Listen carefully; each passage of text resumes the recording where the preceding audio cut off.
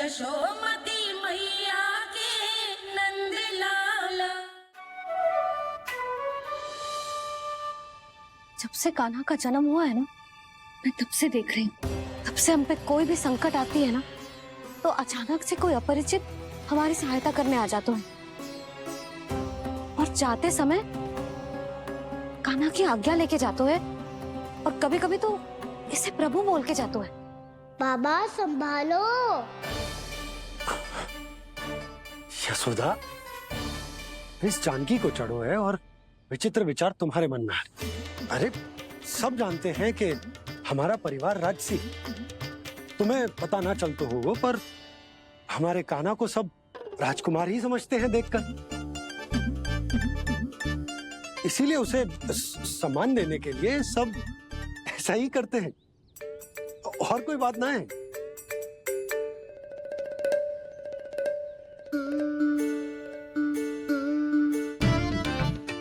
अब जे मेरे लल्ला को ऐसे क्यों घूर रहे हैं?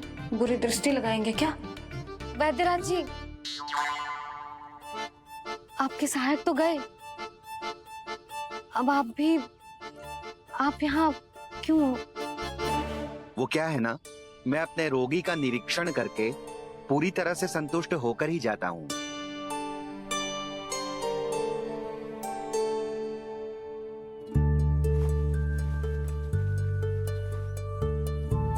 हाँ, संकेत तो अच्छे हैं, कल सुबह तक बिल्कुल ठीक हो जाएगी। धन्यवाद वैद्य जी।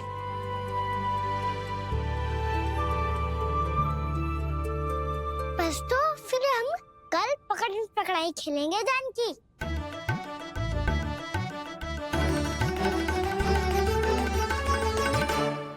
भानु, बंसी, जाकर उस क्षेत्र के चारों ओर बाड़ बनवा दो और वहां सूचना पट्ट भी लगा देना, ताकि जानकी के साथ जो हुआ है वो किसी और के साथ ना हो। शीघ्र जाओ। जी ठीक है।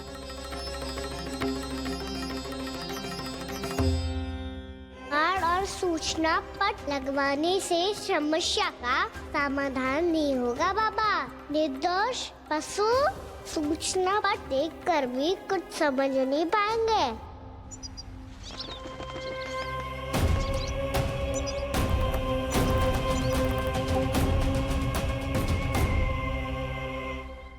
तो तुम्हारे कहने का अर्थ यह है कि व्योमासुर मारा जा चुका है, और वो बालक अब भी जीवित है। हाँ महाराज, मैंने गोप बालकों को कहते सुना था कि कृष्ण ने छलिया को मोक्ष दे दिया है, पर वृंदावन सुरक्षित नहीं है महाराज। वो एक बहुत बड़ी समस्या से जूझ रहे हैं। कैसी समस्या? गांव के निकट क्षेत्र में किसी विषैले सर्प का निवास है। उसके विष का प्रभाव इतना भयानक है महाराज, जैसे विष ना हो, स्वयं हलाहल हो। मेरी कोई भी औषधि रोगी का उपचार नहीं कर पा रही थी। निकट के क्षेत्र में कहाँ है वो सर्प? गोप मानते हैं कि वो सर्प गांव के निकट यमुना नदी के जल में रहता है। मुझे तो लगता है महाराज, ये कालिया नाग की कथा कोई किंवदंती या लोक श्रुति नहीं, एक सच्चाई है, एक विषैली सच्चाई।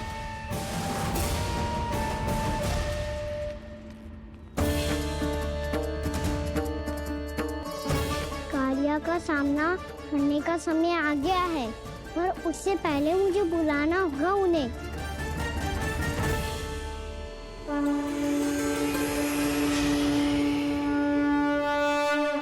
संसार के दारुण भय का नाश करने वाले, सभी कष्टों का हरण करने वाले, विश्व का समस्त ऐश्वर्य प्रदान करने वाले, कमल जैसे लोचन, मुख और चरणों वाले आजानुभुज श्री राम को मैं बार बार नमस्कार करता हूँ। आपदामपहर्तारं दातारं सर्व संपदाम लोकाभिरामं श्री रामं भूयो भूयो नमाम्यहम्। कागभूषोंडी, कागभूषोंडी, कागभूषोंडी। प्रभु क्षमा करें, मुझे जाना होगा।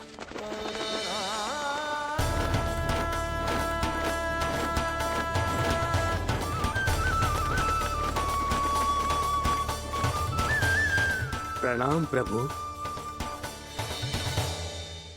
अनेक बार मैं आपके दर्शनों के लिए आया प्रभु। कभी नंद भवन के झरोखों से आपके दर्शन करके चला जाता था, तो कभी दूर किसी वृक्ष की आड़ से आपको निहार लिया करता था। आज आपने स्वयं मुझे बुलाकर धन्य कर दिया प्रभु।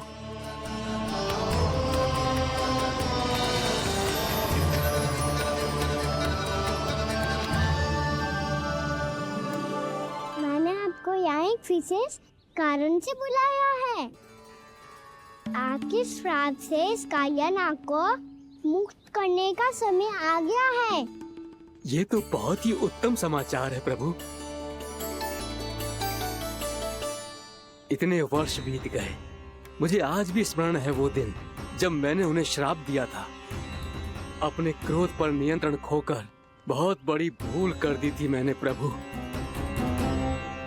बीती हुई घटनाओं पर दुखी होके कोई लाभ नहीं है। हमें भविष्य की ओर देखना होगा।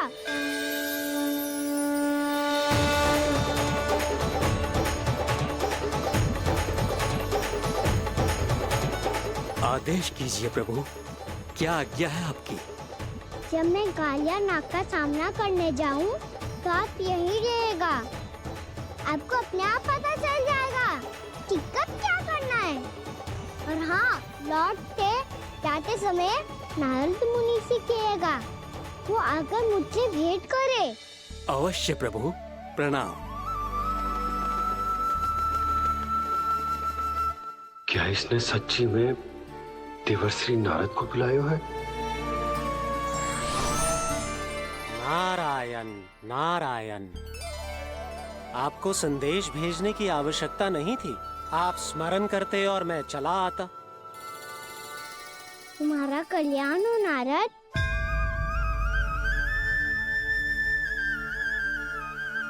मैंने तुम्हें एक विशेष कार्य के लिए बुलाया है। आज्ञा दीजिए प्रभु। तुम्हें एक बात फिर कंस से भेंट करनी होगी। विचार कीजिए महाराज, क्या आप बिना किसी शंका के कह सकते हैं कि कौन सी पंखुड़ी पहली है और कौन सी आठवीं? उस दुष्ट से भेंट करना स्वयं कीचड़ में उतरने के समान है प्रभु। कमल पुष्प प्राप्त करना हो तो कीचड़ में उतरना पड़ता है नारद। आपका आदेश तो मैं स्वप्न में भी नहीं टाल सकता प्रभु। कंस कालिया नाग के बारे में जान गया है, पर वो उसका सामना करने का साहस नहीं कर पाएगा। मैं आतुर हूँ प्राप्ति, मूर्ख नहीं। मेरी बुद्धि फिर नहीं गई है। मैं स्वयं उस कालिया जैसे महाविषैले सर्प के सामने खड़ा हो जाऊं और अपने ही काल को आमंत्रित कर लूं। तो फिर अपने लाभ के लिए उसका प्रयोग करने का कोई और उपाय सोचिए स्वामी।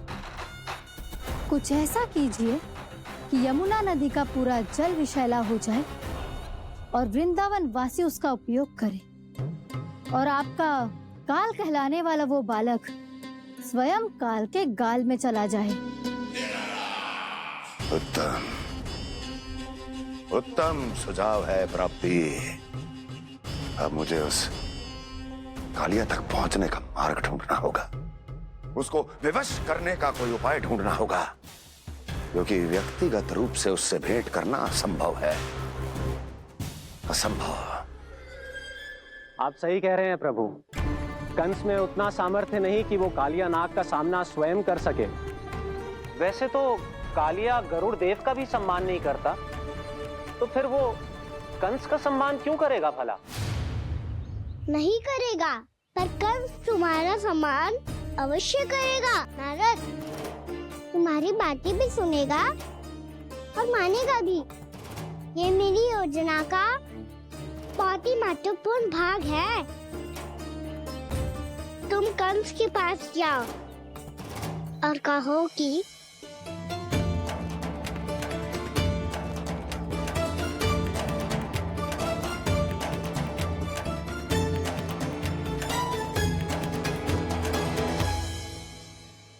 संतान अपने माता पिता को तीर्थ का सौभाग्य दिलाती, पर मेरा लल्ला कितना महान है कि उसने हमारे घर को ही तीर्थ बना दिया। ऐसा तीर्थ जहां मेरी आंखों के सामने भक्त और भगवान का मिलन हो रो है। जो आज्ञा प्रभु।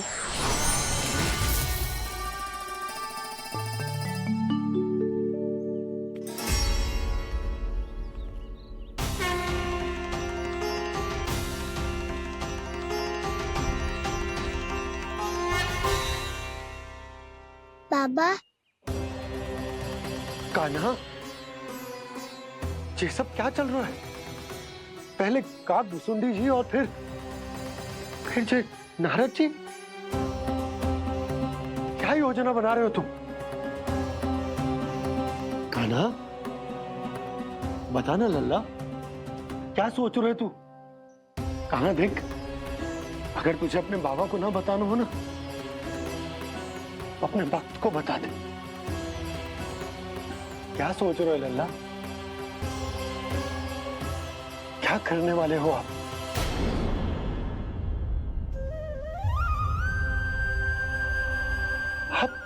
आप इतने दुखी क्यों हो?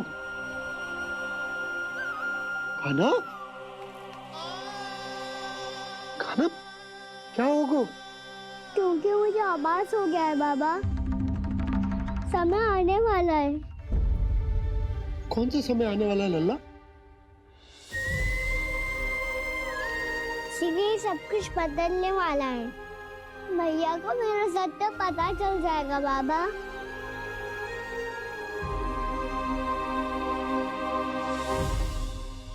पर लल्ला, इसका काक भुसुंडी और कालिया नाग से क्या संबंध है? ऐसा क्या हुआ था और क्या होने वाला है?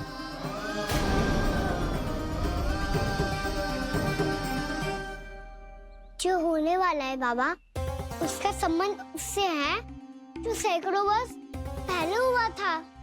महर्षि भृगु के एक वंशज थे, वेद शिरा मुनि, जो विंध्याचल की पहाड़ियों में साधना कर रहे थे। तभी वहाँ अश्वशिरा नाम के एक दूसरे मुनि आमंत्रण के बिना ही आ गए। कितना सुंदर और शांतिपूर्ण आश्रम है। यहाँ प्रभु की साधना करने में बहुत आनंद आएगा। शीघ्र ही अश्वशिरा मुनि उपस्थिति के कारण होने वाले व्यवधान से बाध्य होकर वेद शिरा मुनि ने अपनी आंखें खोली। कौन हो तुम और यहाँ क्या कर रहे हो? आपके आश्रम में बहुत शांति है मुनिवर। साधना करने के लिए बहुत ही उत्तम स्थान है ये।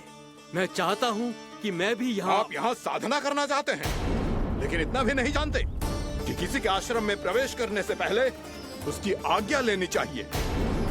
आप ये भी नहीं जानते कि यदि कोई यज्ञ कर रहा हो तो बिना अनुमति के वहाँ प्रवेश करने से उसकी यज्ञ साधना भंग हो सकती है। आप क्या साधना करेंगे मुनि? आप तो साधना के योग्य ही नहीं हैं। इतना अपमान! एक मुनि के मुख से इतने कड़वे शब्द शोभा नहीं देते। मैं तुम्हें श्राप देता हूँ, जितनी विषैली तुम्हारी जिह्वा है उतने ही विषैले सर्प बन जाओ तुम। और ऐसा सर्प जो सांस भी ले तो निकट का वातावरण दूषित हो जाए। तुम्हारे इस दुस्साहस के लिए मैं तुम्हें श्राप देता हूँ कि तुम अभी इसी क्षण कौवा बन जाओ, और ऐसा कौवा जो कांव कांव करके अनर्गल प्रलाप करता रहे।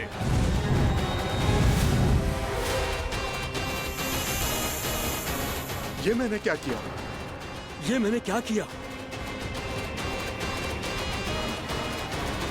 क्रोध के कारण दोनों ने एक दूसरे को श्राप दे दिया। पर दोनों ही मेरे भक्त थे, और भगवान होकर मैं अपने भक्तों को इतनी कठिनाई में कैसे देख सकता था। इसीलिए जिस संकट में उन दोनों ने अपने आप को फंसा लिया था, उसका समाधान करने में मैं उनके पास गया।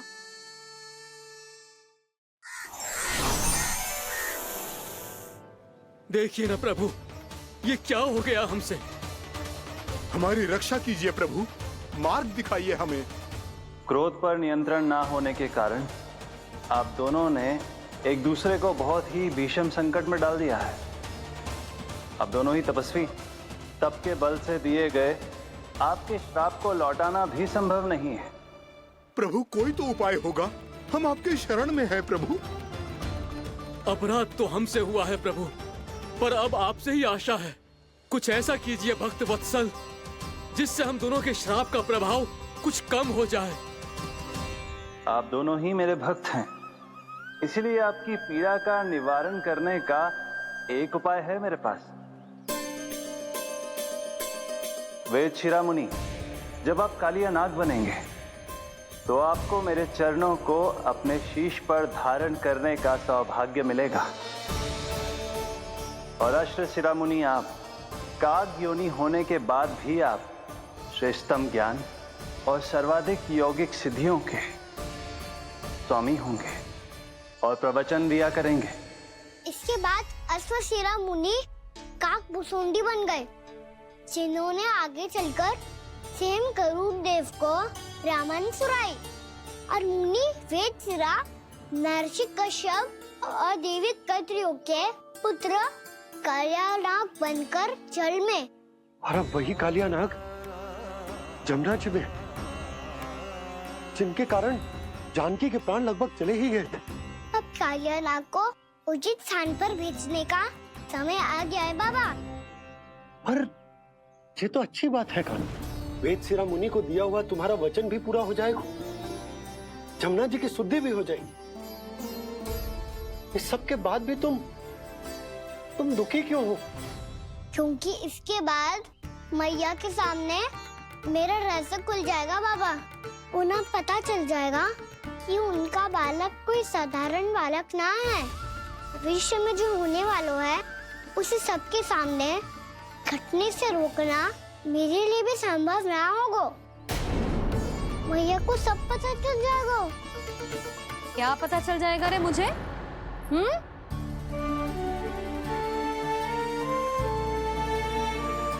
यही कि सबसे अधिक प्रेम मैं आपसे ही करता हूँ। अब बस भी कर, चलो भोजन के लिए बुलाने आई थी तुम दोनों को। भूखा थोड़े ना रहने दूंगी अपने लल्ला को, मेरा लल्ला दुर्बल हो जाएगा ना। आप खिलाओगे तो ही खाऊंगा। हाँ ठीक है, मैं ही खिलाऊंगी। अब चल, आओ जी चल।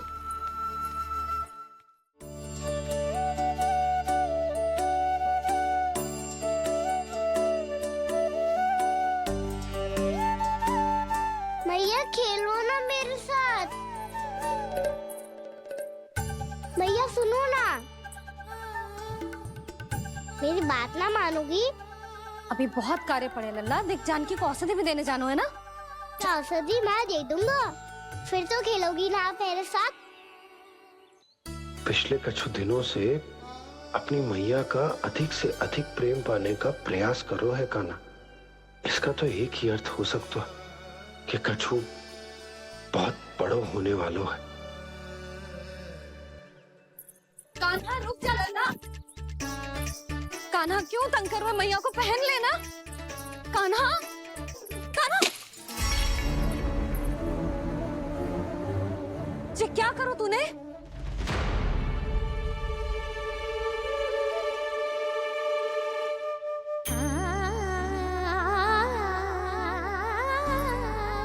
अच्छा ठीक है, अब मुंह लटकाने की आवश्यकता ना है। ये ले।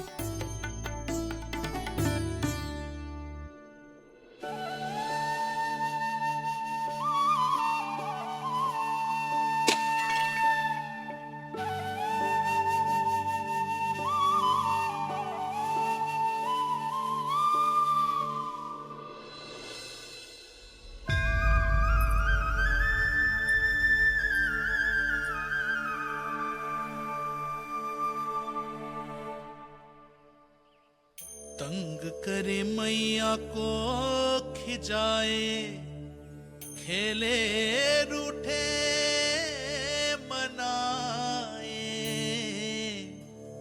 लीला अनोखी करके शरारत, कान्हा दंड भी पाए।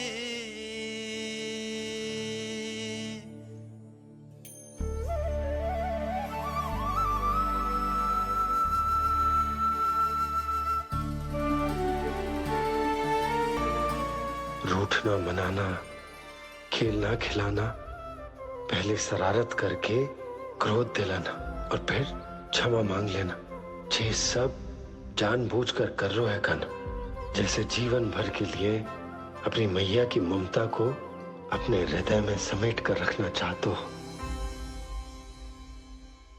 कैसे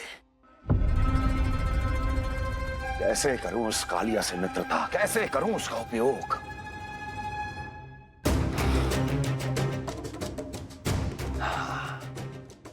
उस पर आक्रमण कर देता हूं और उसे किसी ना किसी तरह से यह विश्वास दिला देता हूं कि यह आक्रमण उस विष्णु अवतार ने किया है। फिर वो क्रोध में आकर सारे वृंदावन वासियों को अपने विष से समाप्त कर देगा। उचित है, ये उचित है। नारायण हरि, नारायण हरि।